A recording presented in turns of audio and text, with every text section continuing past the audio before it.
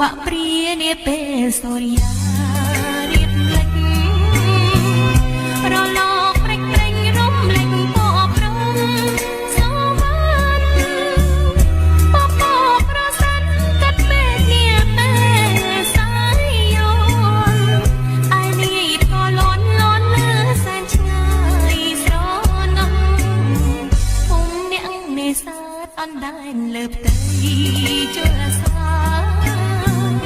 ចំណោសៃហាកន្ត្រារឿងតាមទាំងអូ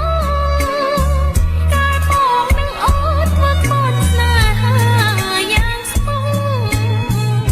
ឯនៅរូបប្រងបងបងចោលអូនឯកាធ្វើម្ដេចរូបអូនជាកូនស្រីអ្នក